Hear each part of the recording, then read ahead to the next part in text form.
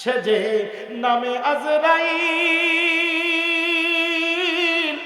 এমন সময় তোমার ঘরে হইবে দাখিল। কত কাকুতি মিনতি করবা তুমি, রেহাই পাবে না।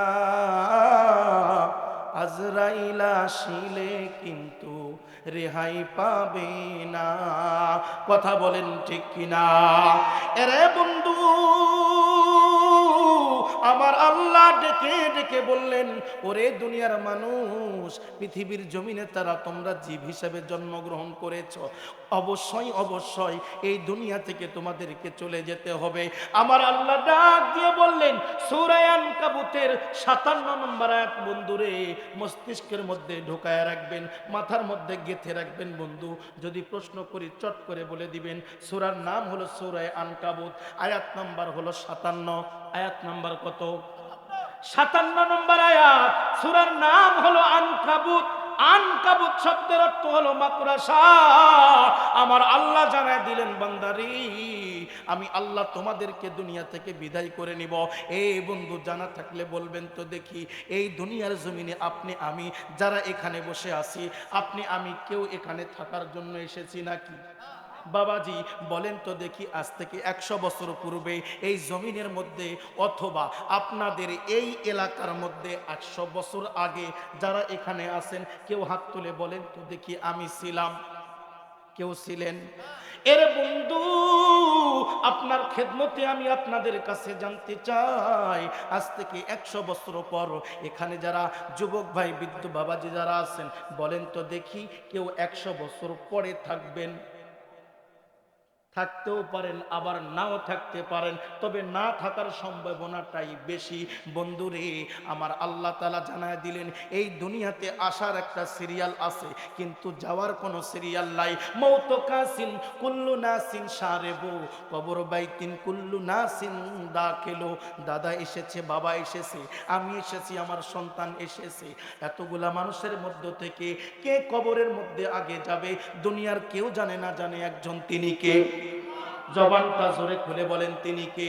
ওই আল্লাহ জানে। আল্লাহ বলে, বান্দারি এই দুনিয়াটা থাকার দুনিয়া নয়, এই দুনিয়া থেকে চলে যেতে হবে। বাজান রে, লক্ষ্য করে কথাগুলা শুনবেন, কোনো দিকে নজর দেবেন না।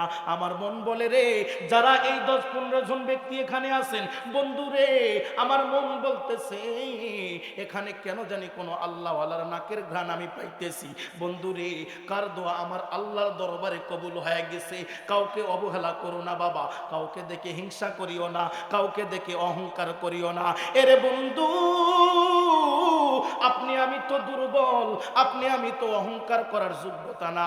এরে বন্ধু বাবাজি, মনটা নরম করে শুনবেন আমার বন্ধুগণ, এই দুনিয়াটা যদি থাকার দুনিয়া হইতো, তাহলে যাকে সৃষ্টি না করলে আল্লাহ আসমান বানাইতেন না, যাকে সৃষ্টি না করলে আল্লাহ জমিন বানাইতেন না, ওই ব্যক্তিটাও দুনিয়া থেকে বিদায় হয়ে চলে গেছেন কবরের জিন্দেগিতে। আওয়াজ দিয়ে বলেন কথা ঠিক কিনা? এরে বন্ধু, সেই ব্যক্তিটার নাম হলো নবী মুহাম্মদুর রাসূলুল্লাহ সাল্লাল্লাহু আলাইহি ওয়াসাল্লাম। বন্ধু বলতে দেখি, নবী আমার যখন দুনিয়া থেকে বিদায় হয়ে চলে যাবেন, নবীজির মৃত্যুর একটা ভাব চলে আসছে বন্ধু। প্রত্যেকটা মানুষের কাছে মৃত্যুর আগ মুহূর্তে মৃত্যুর একটা জাগনদানি আছে। আপনারা যদি না বোঝেন, আবার আপনাদেরকে বুঝে দিতেছি। এলাকার বিভিন্ন মানুষের কাছে মৃত্যুর আগ মুহূর্তে যদি কেউ থাকেন, দেখবেন অনেক মানুষ মৃত্যুর আগ মুহূর্তে কাপড়ের মধ্যে প্রসাব পায়খানা পর্যন্ত করে দেয়। বুঝে থাকলে কথা বলেন ঠিক কিনা? কিন্তু বাবাজি,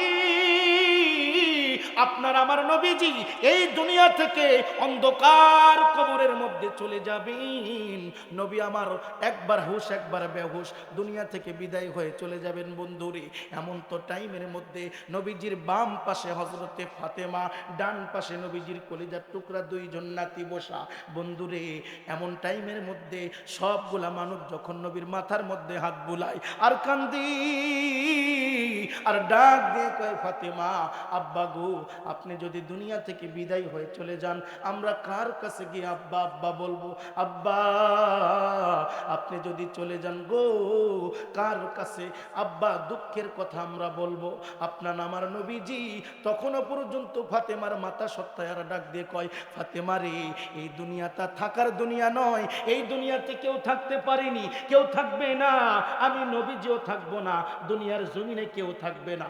এমন তো টাইমের মধ্যে বাপ বেটির সঙ্গে কথা হচ্ছে, বন্ধু ভালো করে আমার দিকে তাকাবেন, এমন তো টাইমের মধ্যে দরজার মধ্যে কে জানি একটা ঠোকা মারছে, দরজার মধ্যে ঠোকা মারছে।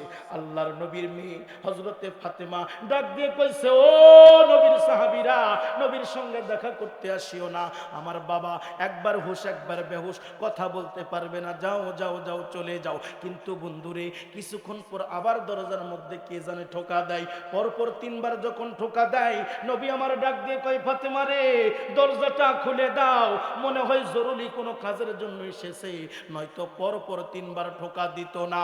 এরে বন্ধু, দরজাটা ফাতেমা যখন খুলে দেয়, দরজাটা খুলে দেওয়ার পর হযরতে ফাতেমা, ভূমিকম্প যখন হয়, ভূমিকম্প হওয়ার সময় দেখবেন হাতের মধ্যে হাতের আঙ্গুলটা পর্যন্ত কম্পনি করে বন্ধু।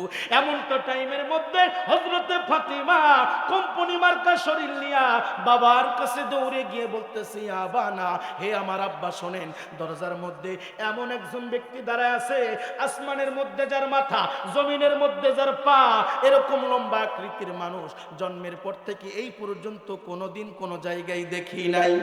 আমার কথাগুলা কি বুঝতেছেন আপনারা? আমার ভাষা বুঝতেছেন নাকি?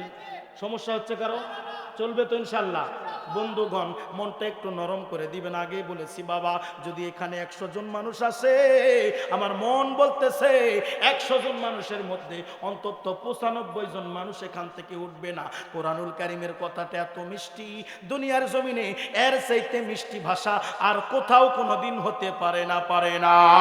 এরে বাবাজি, এই জায়গার মধ্যে যদি আজকের কমিটিরা গানের আয়োজন করত, যদিও মানুষ বেশি হতো, কিন্তু আল্লাহওয়ালা ব্যক্তি, এইরকম আপনাদের মতো আদর্শবান ব্যক্তি এই এলাকার মধ্যে খুঁজে পাওয়া যেত না। কথা বলেন ঠিক কিনা? এটাই এমন একটা কালামুল্লাহ, যেই কালামুল্লাহর কথা যদি কেউ শোনে রে, এই পৃথিবীর জমিনের মধ্যে একটা পাগল উম্মাদ ব্যক্তিও যদি কোরআনের আওয়াজ শোনে, ওই ব্যক্তিটা পর্যন্ত ওখানে থমকে দাঁড়ায়। জোরে জোরে কন্যা সুবহানাল্লাহ। এরে বন্ধু, বাজানটি নজর কোনো দিকে নাই, আল্লাহর পয়গম্বরের কলিজার টুকরা মেয়ে বাবাকে বিয়ে বলতেছে, আব্বা, আসমানে যার মাথা, জমিনের মধ্যে যার পা, এরকম লম্বা আকৃতির একটা মানুষ আব্বা এর আগে কোনোদিন কোথাও দেখি নাই। আব্বা গো, কে যেন দাঁড়ায় আছে দরজার মধ্যে গো আব্বা। আপনার আমার নবীজি ফাতেমাকে ডাক দিয়ে বলতেছেন, ফাতেমা রে, আমি বুঝতে পেরেছি ওটা দুনিয়ার কোনো মানুষ নয়, ওটা আল্লাহর পাঠানো ফেরেশতা হযরতে আজরাইল। তাকে দরজাটা খুলে দাও, সে আমার কাছে আসতে চাই, তাকে আসতে দাও।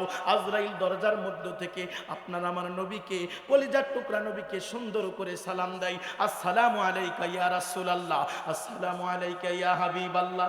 নবী গো, আমি আজরাইলের সালামটা আপনি নেবেন, আল্লাহ আপনাকে সালাম করেছে, আল্লাহর সালামটাও নেবেন। আল্লাহ আপনাকে বলেছে এই দুনিয়া থেকে আপনাকে চিরতরের জন্য নিয়ে যেতে হবে, কিন্তু নবীজি আল্লাহ আরো বলেছে, আপনি যদি এই দুনিয়ার জমিনে থাকতে চান, আল্লাহ পাক আপনাকে কিয়ামত পর্যন্ত হায়াত দিবে। সুবহানাল্লাহ। কোন কি পর্যন্ত? কিয়ামত বোঝেন তো আপনারা? এই দুনিয়াতে আপনি যতদিন থাকবেন, কিয়ামত পর্যন্ত আপনার হায়াত আল্লাহ তাআলা বাড়ায়া দিবে। যদি আপনি যেতে না চান, অসুবিধা নাই, কিন্তু নবী আমার কান্দে আর ডাক দিয়ে কয়, আজরাইল রে, এটা কি শুধু আমার জন্য? শুধু আমার জন্য? আজরাইল ডাক দিয়ে কয়, নবীজি, এই অফারটা শুধুমাত্র কেবলমাত্র আপনার জন্য।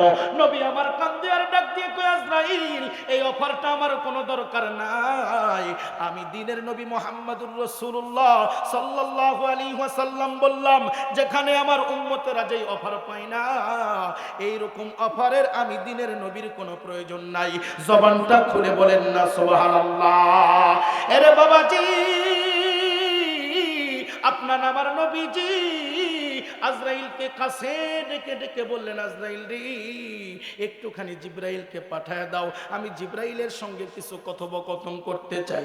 জিব্রাইল চলে আসলেন। নবীজি আমার জিব্রাইলকে ডেকে ডেকে বললেন, জিব্রাইল রে, ভালো করে কথাগুলা শোনো রে জিব্রাইল, তুমি কি একটু আল্লাহর কাছে যেতে পারবে?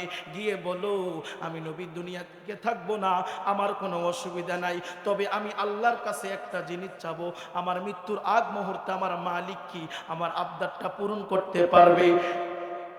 হযরতে জিবরাইল সঙ্গে সঙ্গে নবীকে বলতেছেন, নবী গো, আপনি কোনো টেনশন করেন না, আমি আপনার মালিকের কাছে চলে যাইতেছি। এই বলে জিবরাইল চলে গেল আল্লাহর আরশে আজিমের কাছে। আল্লাহকে ডেকে ডেকে বললেন, আল্লাহ, আপনার প্রিয় বন্ধু, আপনার প্রিয় হাবিব দুনিয়া থেকে চলে যাবে, তবে মৃত্যুর আগে একটা অফার আপনার কাছে নিতে চাই। অফারটা হলো, দুনিয়ার জমিনে তার পুরা কপালে উম্মতেরা আছে যারা সকালে গুনাহ করে সন্ধ্যায় গুনাহ করে। আরে বাবাজি, প্লিজ বন্ধু, কোনো দিকে কোনো নজর নাই, আমার দিকে একটু তাকান বাজান রে, মনটা নরম করে দেন বন্ধু রে, এখান থেকে গুনাহ মাফ নিয়ে ইনশাআল্লাহ বাড়িতে যাব। আপনারা কারা কারা রাজি আছেন দু হাত তুলে আল্লাহকে দেখান। লিল্লাহি তাকবীর। মাপ নিব তো কার কাছে? আরো জোরে বলেন, কার কাছে? না গুনাহ মাফের জন্য কোনো দরবারে যেতে হয়, কোন স্পেশাল ঘরে যেতে হয়?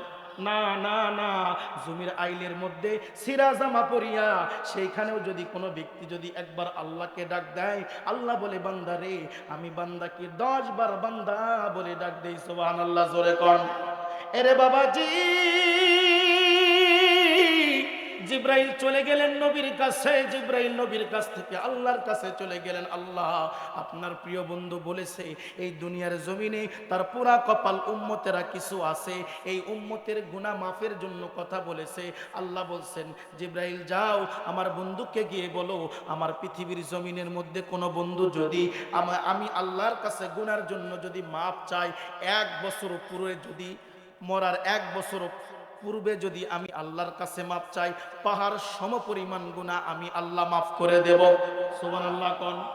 এই অফারটা নিয়া হযরতে জিবরাইল যখন নবীর কাছে চলে এসেছেন, নবী আমার কান্দি আর ডেকে ডেকে বলছেন, জিবরাইল জানা, একটু জানা রে, আমার পছন্দ হয় নাই,